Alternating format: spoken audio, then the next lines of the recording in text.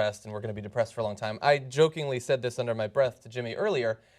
So one of our jobs, one of the points of TYT is to be critical, not just to be critical of the Republican president. Oh shit, it's a Democratic president, so we just got to hold him on our shoulders for 8 years. That's not the point of this organization.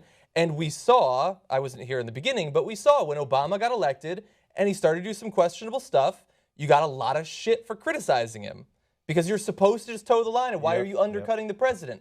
Well, we're about to get 10 times worse than that because the strategy that they've used that you just alluded to throughout the primaries, they are going to hold on to that for the next 8 years. We are going to have to criticize Hillary Clinton when she does the wrong thing, and we're going to be called sexist almost every time. It doesn't matter what the issue is, if it's about fracking, if it's about campaign finance reform, if it's about her hawkishness, we're going to be sexist. And there's going to be editorials in the Huffington Post, and we're going to be held up as these incredibly sexist people because we have the temerity to hold to account the president that is supposed to represent us.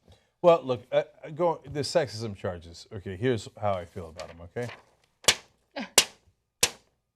I don't give a fuck what you think, okay? Because I already know you're playing dirty pool. So if you made a legitimate charge and say, hey, Cenk, you see how you phrase that's an issue? I'd go, oh my God, you're right. I'm sorry, I didn't think about that. That's such a great point, and we'll fix that going forward, right? But if I know that you were throwing out a sexism charge willy-nilly just to put a hatchet on the most liberal senator of our lifetime that you knew for a fact was the least sexist guy there is. And I know you played that kind of dirty pool, right? Yep. And then you're going to turn around and tell me, oh, now you better bow your head. Otherwise, wait. Otherwise, I'll smear you as a sexist. Come at it.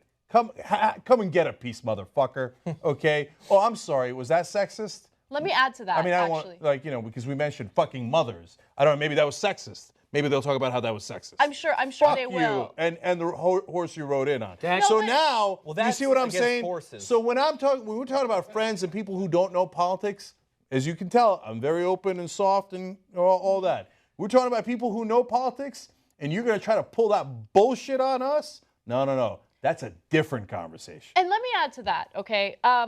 So Hillary supporters will constantly talk about what a strong woman she is. She's strong, successful. She is a strong woman. I'll give them that. But you can't say that and then simultaneously treat her like she's this delicate flower and like no one can ever criticize her because if you do, that's sexist. No, here's the thing. If she's going to be the leader of this country, that's what she's going to get. She's going to get criticized and she's going to get critiqued like every other president that we've had. And if she can't handle that and you start throwing out charges of sexism, well, you're actually doing women a huge disservice. And by the way, they